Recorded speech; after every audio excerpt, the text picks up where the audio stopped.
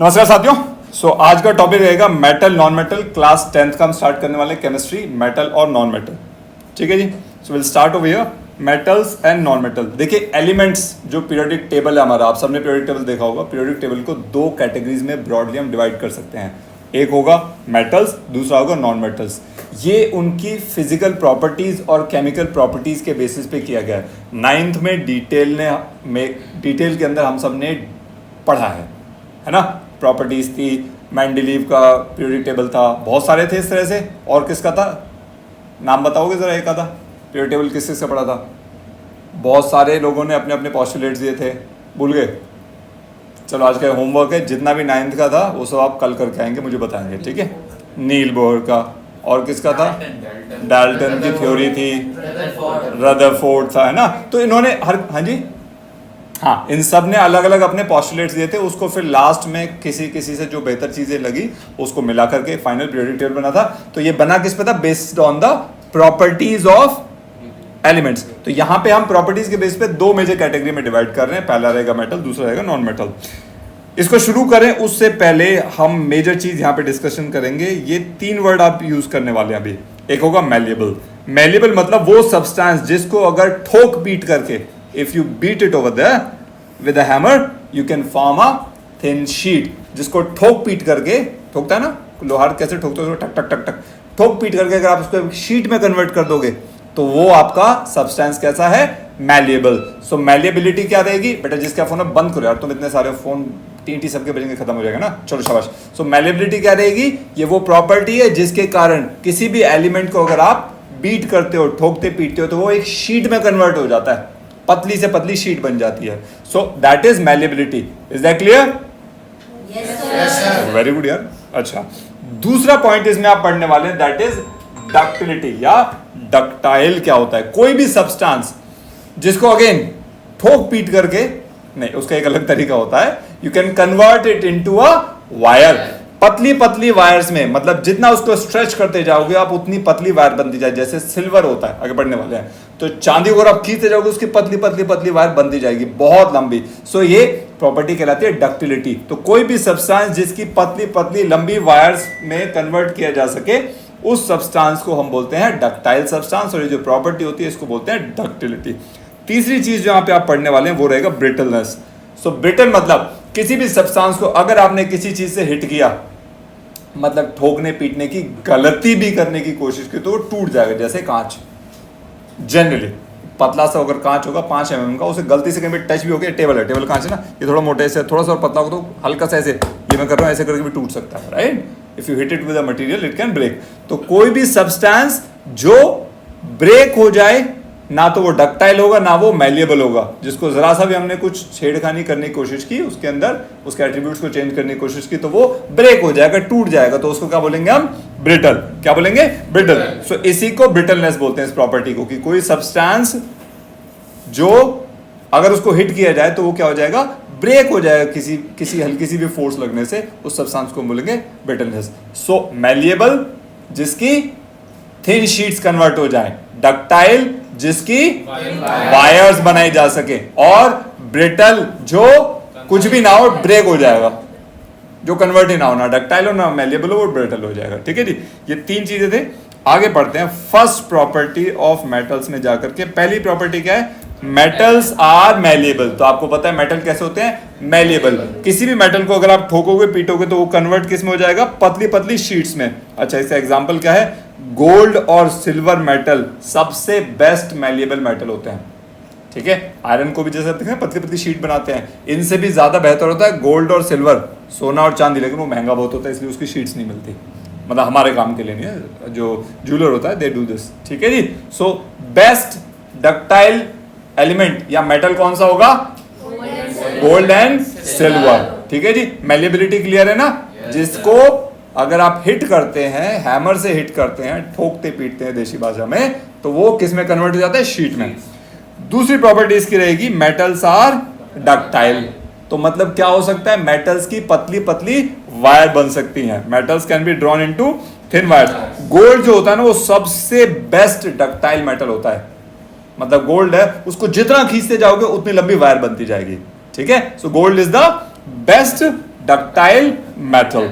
Copper और aluminium ये भी डक्टाइल मेटल्स होते हैं और इसीलिए इनकी इलेक्ट्रिकल वायर बनती है। अब गोल्ड और सिल्वर की वायर थोड़ी बना देंगे, एक तो महंगा बहुत है, दूसरा गलती से भी वो बन भी गई तो गायब हो जाएगी, है ना?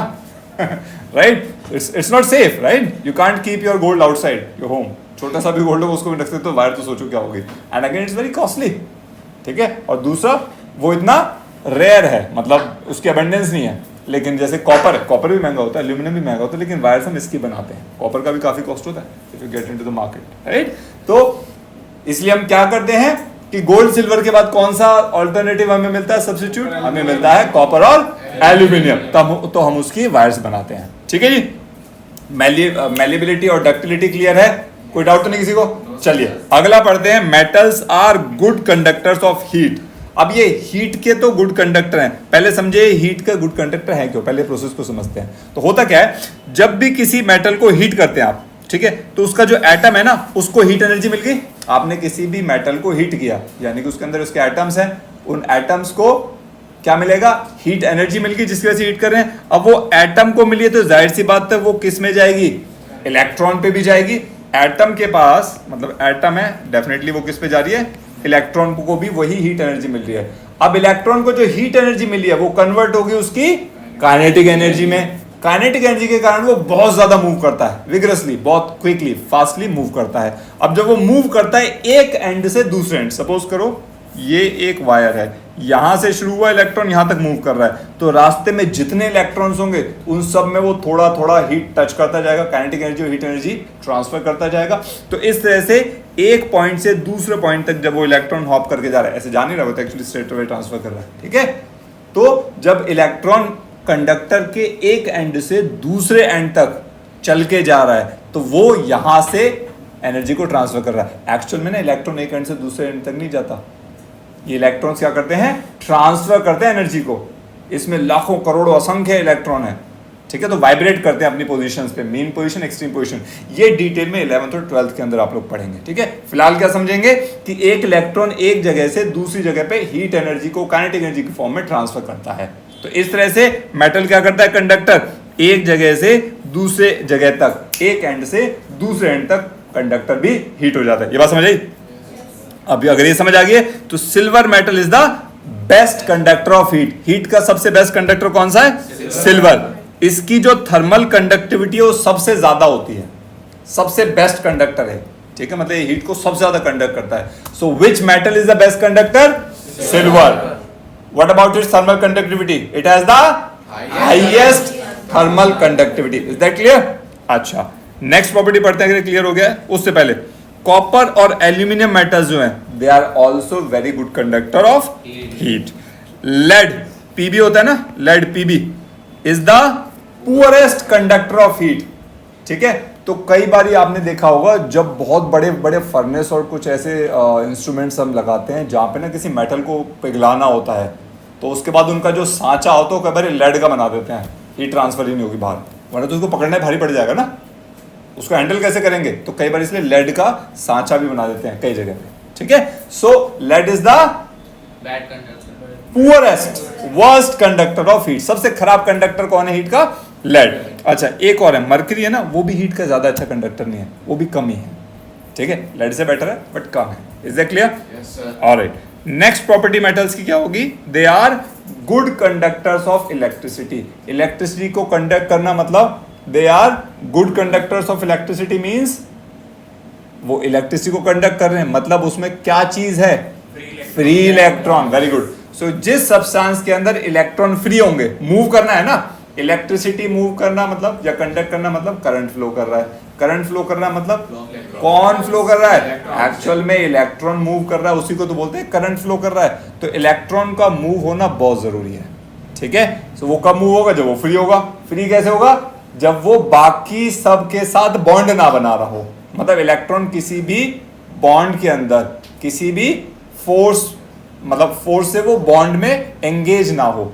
जैसे हमने कल परसों मैंने कार्बन कंपाउंड पढ़ा था, तो एक बताया था ना, ग्रेफाइट के अंदर क्या हो रहा था, एक फ्री इलेक्ट्रॉन निकल रहा था क्योंकि उसका स्ट्रक्चर कैसा था, हेक्सागोनल लेयर्स थी, और कार्बन का जो फॉर्म दूसरी थी डायमंड, उसके अंदर कैसा स्ट्रक्चर था, टेट्राहेड्रल, कोई भी फ्री इलेक्ट्रॉन नहीं था, ग्रेफाइट में फ्री था इसलिए वो सॉफ्ट भी हो गया, इसलिए वो गुड कंडक्टर भी है। आगे बढ़ने वाला है, ठीक है। सो कोई भी मेटल या सब्सटेंस इलेक्ट्रिसिटी को कंडक्ट कब करेगा, जब उसमें इलेक्ट्रॉन फ्री होगा मूव करने के लिए, इसी को बोलते हैं free electron.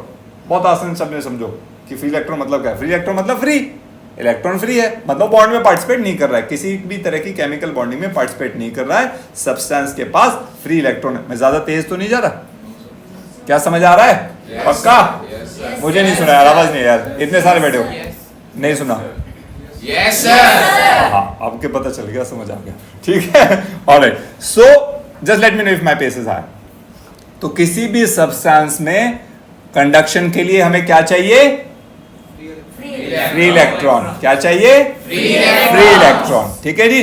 So now metals के अंदर भरपूर होते हैं free electrons, so that's why metals are good conductors of electricity, ठीक है। Pure metal is the best conductor of electricity. आगे चलते हैं। So copper metal is the best conductor of electricity followed by gold, aluminium and tungsten. मतलब ये और भी हैं, हम यूज क्या करते हैं नॉर्मली कॉपर को, क्योंकि इजीली अवेलेबल है।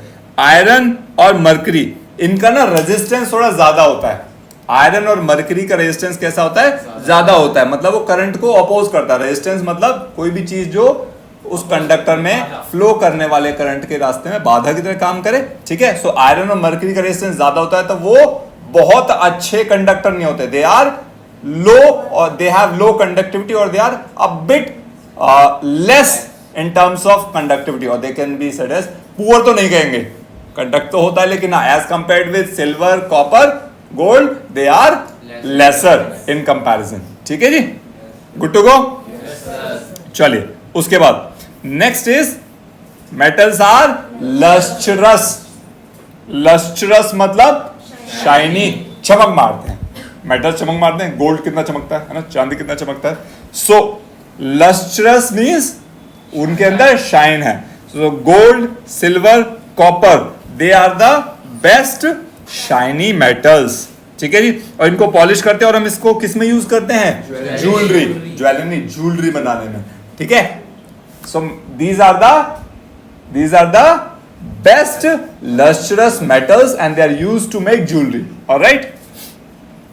ओके सर, अंग्रेजी भी पढ़ा लगे साइंस के साथ साथ। Alright, anyways, due to their shiny appearance, क्योंकि उनके अंदर क्या होती है? चमक होती है, और जो जितना ज्यादा चमक होगा वो क्या करेगा?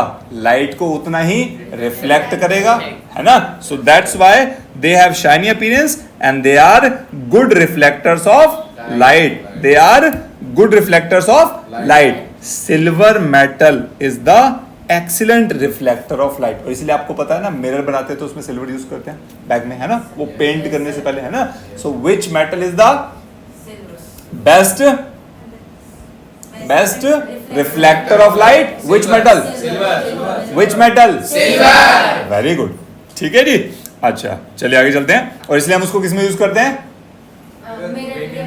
मिरर बनाने, that's right, okay. When a metal is kept in air for long time, ये थोड़ा ध्यान देने वाली चीज है, ये हम पढ़ चुके हैं। जब कोई भी मेटल ना ज्यादा देर हवा में रखते हैं तो क्या होता है? हवा में बहुत सारी गैसेस होती हैं, और गैसेस के कारण वो क्या क्या बना देता है? कई बार वो क्या बना देता है? ऑक्साइड बना देता है। जिंक ऑक्साइड वाली बात याद है? स्टार्टिंग में चैप्टर में पढ़ाया था मैंने, केमिकल रिएक्शन में जिंक ऑक्साइड, है ना, एक लेयर फॉर्म हो जाती है ना। कोरोजन जब पढ़ाया था, याद आ रही है? धीरे धीरे चीजें, क्या बात है, मजा आ गया। सो ऑक्साइड कार्बोनेट या सल्फाइड बनाया जाता है, किससे? मेटल रिएक्ट करता है एटमॉस्फेयर में, बहुत सारी गैसेस हैं, ठीक है, ऑक्सीजन से, सल्फर से, इन सब से रिएक्ट करता है, और ये ऑक्साइड कार्बोनेट या सल्फाइड बनाया जाता है, जिसके कारण एक लेयर फॉर्म हो जाती है। क्या हो जाता है? लेयर फॉर्म हो जाती है, और हम क्या कहते हैं कि अब ये कॉरोड हो गया, याद है? क्या कहते हैं हम? ये कॉरोड हो चुका है, कोरोजन जिसे बोलते हैं, ठीक है। और उस कोरोजन से बचने के लिए हम क्या करते हैं? कई बार सैंड पेपर जो होता है ना, सैंड पेपर देखना क्लीन, कई बार आपके घर में भी यूज करते हैं उसको। सो सैंड पेपर से अगर आप उसको घिसते हैं तो अगेन उसकी शाइन कैसी हो जाती है? वापस आ जाती है, ठीक है। वो ना पतला सा एक बड़ा, उसको हिंदी में क्या बोलते हैं? हाँ, रफ टेक्सचर होता है, दूसरी साइड तो प्लेन होता है नॉर्मल वैसा, एक साइड में बड़ा रफ खुरदरा होता है ना बहुत ज्यादा, दैट सैंड पेपर। ये कई बार ये पेंट वगैरह के टाइम पे भी हम उसको यूज करते हैं, दैट इज सैंड पेपर, ठीक है जी। तो अगर आप उसको मेटल को घिसोगे उससे तो वापस से उसकी शाइन वापस हो जाती है, ठीक है। Alright, next property, metals are hard, strong and have high density. सारे मेटल्स बहुत स्ट्रॉन्ग होते हैं, बहुत हार्ड होते हैं, उनकी डेंसिटी मतलब बहुत भारी होते हैं, दे आर वेरी डेंस। छोटी सी जगह में ज्यादा अमाउंट है, density is what, mass upon volume. ठीक है, एक एक्सेप्शन है, वो क्या है, सोडियम और पोटेशियम का। ये दोनों सॉफ्ट होते हैं और ये इतने सॉफ्ट हैं अगर आप एक चाकू से भी काटोगे तो कट जाएगा। ठीक है, और ये दोनों की डेंसिटी भी बहुत कम होती है, they have low densities and they are very soft. ठीक है, स्ट्रॉन्ग नहीं है। क्लियर रहेगा कौन कौन सा, सोडियम और potassium. Alright, next is metals are sonorous.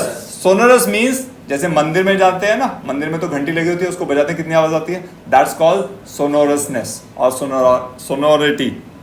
ठीक है जी, क्लियर। सो किसी भी मेटल के सरफेस को अगर आप किसी चीज से हिट करेंगे तो एक साउंड प्रोड्यूस करता है, उसको बोलते हैं बीइंग सोनोरस। ठीक है, सोनोरस मतलब उनको टकराव, किसी भी चीज से टकराएंगे तो उसके अंदर आवाज आती है। ठीक है, so metals are very good sonorous substances. इसीलिए हम क्या करते हैं, उनको हम जो सितार और वायलिन होती है ना, मंदिर में जो बेल वगैरह होती है या फिर स्कूल में जो बेल होती है, इन सब में हम क्या यूज करते हैं, मेटल्स। मेटल की स्ट्रिंग होगी, मेटल की रिंगिंग बेल होती है। क्लियर है ना, क्योंकि इनका सोनोरिटी बहुत ज्यादा होता है। तो सोनोरस समझ आ गया, what is sonorous, when a substance produces Ringing sound when struck. lot of ringing sound when they are struck with some hard substance. Is that clear? Yes. समझ आ गया जी। चलिए जी, अगला टॉपिक है metals are solids at room temperature. Room temperature metal कैसे होते हैं, solid होते हैं।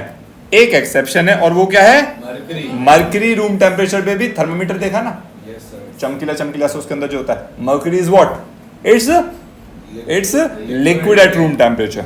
ठीक है, next property, metals have high melting point and boiling point. That means sodium and potassium metals have low melting point and boiling point. Exception आ गया ये। ठीक है, सो मेटल्स का मेल्टिंग और बॉइलिंग पॉइंट कैसा होता है, हाई, लेकिन सोडियम और पोटेशियम का कैसा होता है, लो। इस तरह से गैलियम और सीजियम ना, ये भी दो मेटल हैं, इनका भी लो है और इनका इतना लो है, ये रूम टेम्परेचर होता है 25, 28, 30 डिग्री के आसपास, यस 30 एंड 28 डिग्री सेल्सियस। ठीक है, कि आप अगर इसे अपनी हथेली पे भी रखोगे ना, 30-32 डिग्री नॉर्मल एक बॉडी का टेम्परेचर होता है, तो वहीं से वो पिघलना शुरू कर देगा। ठीक है, सो गैलियम और caesium are those two metals, they have very low melting point. ठीक है, even with the heat of your palm it starts melting. ठीक है जी, बाकी मेटल्स कैसे होते हैं, they have high melting and boiling point. ठीक है, अच्छा अब एक दो चीजें और ध्यान रखना, metals are also known as electropositive elements. ये हम पहले पढ़ चुके हैं। क्या होता है electropositive, those who donate electrons, those who lose electrons to form positive ion. मतलब मेटल क्या करते हैं, अपने इलेक्ट्रॉन्स को लूज कर देगा और पॉजिटिव आयन बना देगा। ठीक है, मेटल क्या करेगा, अपने इलेक्ट्रॉन्स को लूज करेगा और पॉजिटिव आयन बना देगा। ठीक है, सो इसलिए बोला हमने मेटल्स क्या होते हैं, इलेक्ट्रो पॉजिटिव। दूसरा, most abundant metal that we have over here is in earth crust is aluminium, which constitutes about 7%. Second most कौन सा है, आयरन, जिसमें होता है 4%. ठीक है, alright, so with this the physical properties of metals are over. अब पढ़ते हैं आगे physical properties of non metals. So ये जस्ट ऑपोजिट टू मेटल्स है. देखिए पहला प्रॉपर्टी क्या है यहाँ पे, non metals are neither malleable nor ductile, they are brittle, break easily. ना तो वो शीट में कन्वर्ट हो सकते हैं, मैलिएबल नहीं है, ना वो वायर्स में कन्वर्ट होंगे, डक्टाइल नहीं है, वो क्या है, केवल ब्रिटल. आप उसको हिट करेंगे विद अ हैमर तो क्या होगा, इट विल ब्रेक. ठीक है जी. अच्छा अब ठीक है, ब्रिटलनेस ये ध्यान रखना, property due to which a non metal breaks easily is called brittleness. Alright, okay. This property is only applicable to solid non metals we are talking about. Liquid और गैस के अंदर तो ये ब्रिटलनेस, डक्टिलिटी, मैलेबिलिटी डिस्कशन ही नहीं है, वहां पे बात ही नहीं इन चीजों का. Alright, remember now, non metals do not conduct heat and electricity. Reason आप सबको पता होगा, why, they do not have free electrons.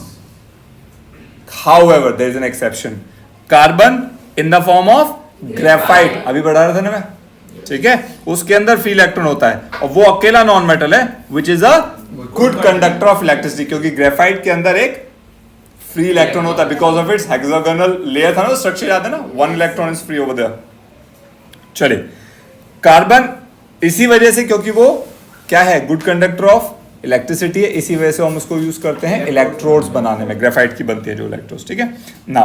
Third property बेटा, non metals are not lustrous, they are non-lustrous, they are not shiny, okay, that means they are dull, ठीक है। एक exception है, लेकिन जो आयोडीन होती है ना, that is very shiny, उसका अपीयरेंस कैसा है, lustrous appearance, iodine is the only non-metal which has got a lustrous appearance, बाकी सारे non-metal कैसे होते हैं, dull होते हैं। next, non-metals are soft, all the non-metals are soft except carbon in the form of diamond which has got the strong tetrahedral structure which is the hardest known substance, natural की मैं बात कर रहा हूं, hardest natural known substance, ठीक है जी, okay. अच्छा, non metals में भी solid, liquid and gas at room temperature तीनों होते हैं, जैसे कार्बन सॉलिड है रूम टेम्परेचर पे, ब्रोमीन लिक्विड है, और ऑक्सीजन, नाइट्रोजन, क्लोरीन, ये सारे क्या हैं, गैसियस है। Non-metals have low melting point and boiling points. Carbon in the form of diamond has the very high 3500 degree Celsius, ठीक है ना, बहुत ज्यादा होता है इसका melting point. Non metals have low densities, non metal की डेंसिटी कैसी होती है, लो, ज्यादा घने नहीं होते। Non metals are non sonorous, ठीक है, if they are hit with a substance they do not produce sound, ठीक है जी। Next important things, there are 22 non metals out of which 10 are solid, 1 non metal is which is, कौन सी है वो, bromine liquid होता है, और बाकी जो 11 बच गए वो कौन से हैं, गैस, ऑक्सीजन, नाइट्रोजन, क्लोरीन, ये सारी, ठीक है। अच्छा, नॉन मेटल्स को हम क्या बोलते हैं, इलेक्ट्रोनेगेटिव। क्यों बोलेंगे, क्योंकि ये इलेक्ट्रॉन को गेन करेंगे और नेगेटिव आयन बनाएंगे, है ना। जैसे एग्जांपल पता है ना, Cl माइनस, क्लोरीन क्या करता है, एक इलेक्ट्रॉन को गेन करके, क्लोरीन का होता है ना 17 होता है एटॉमिक नंबर, इलेक्ट्रॉनिक कॉन्फ़िगरेशन 287, तो लास्ट शेल में क्या चाहिए, एक इलेक्ट्रॉन चाहिए इसको ऑक्टेट कंप्लीट करने के लिए, तो एक इलेक्ट्रॉन लेगा और Cl माइनस बना देगा, तो ये क्या बना, नेगेटिव आयन बना, इसलिए हम इसको क्या बोलेंगे, इलेक्ट्रोनेगेटिव। सो नॉन मेटल्स कैसे होते हैं, they are electronegative because they gain electron, ठीक है जी। हाँ, इसमें एक बात ध्यान रखना, एक्सेप्शन है, हाइड्रोजन एक ऐसा नॉन मेटल है जो क्या करता है, वो इलेक्ट्रॉन को लूज करता है और पॉजिटिव आयन बनाता है, H पॉजिटिव, पता है ना, है ना। हाइड्रोजन को नॉन मेटल में ही काउंट करते हैं, और वो एक्सेप्शन है जो क्या करता है, इलेक्ट्रॉन को, वो क्या करेगा, इलेक्ट्रॉन को लूज करेगा और वो इलेक्ट्रोपॉजिटिव आयन बनाएगा, है नॉन मेटल, ठीक है। ऑलराइट, नेक्स्ट बेटा, इसमें nitrogen is an inert gaseous non-metal whose presence in air reduces the rate of combustion and makes it safe. So nitrogen क्या होता है, ये वो inert gaseous non-metal है, अगर जो एयर में प्रेजेंट होगा ना, तो वो क्या करता है, जो कंबशन हो रहा होता है, जो कहीं पे भी आग लगी होती है, ठीक है, उसके रेट को रिड्यूस करता है, तो आग को कम करने में हेल्प करता है नाइट्रोजन भी, ठीक है। ये कुछ एक्सेप्शन है। सल्फर बहुत सारे सब्सटेंसेस में प्रेजेंट है, एनिमल और प्लांट्स के अंदर भी, जैसे हेयर, अनियन, गार्लिक, वुल, ठीक है, इनके प्रेजेंस के places you should know. Non metals are required to make vegetable ghee, कल परसों हमने पढ़ा था, कार्बन कंपाउंड से पढ़ाया था ना हमने, है ना, तो वहां पे क्या चाहिए, हमें नॉन मेटल चाहिए, कार्बन कंपाउंड चाहिए, ठीक है, to produce vegetable ghee. Fertilisers, acids, explosives और बहुत सारे फंजिसाइड्स के अंदर हमें क्या चाहिए, नॉन मेटल्स की प्रेजेंस चाहिए होती है, ठीक है। मोस्ट अबंडेंट नॉन मेटल है ऑक्सीजन, 50% के आसपास अर्थ क्रस्ट में, ठीक है, और second most abundant non metal है silicon which is 26% on earth crust, ठीक है जी। सो ये थी प्रॉपर्टीज नॉन मेटल्स की, क्लियर है, कोई डाउट, वेरी गुड। आशा करता हूं आप लोगों को भी और जिन्होंने ऑनलाइन वीडियो देखेंगे उनको भी समझ आया होगा। अगर यार समझ आए वीडियो, आप भी जाके रिवाइज कर सकते हैं एक बार, ठीक है। समझ आए तो एक बार लाइक कीजिएगा और कमेंट करके जरूर बताना वीडियो कैसी लगी, ठीक है जी। अगले टॉपिक में फिर से मिलेंगे, तब तक के लिए थैंक यू।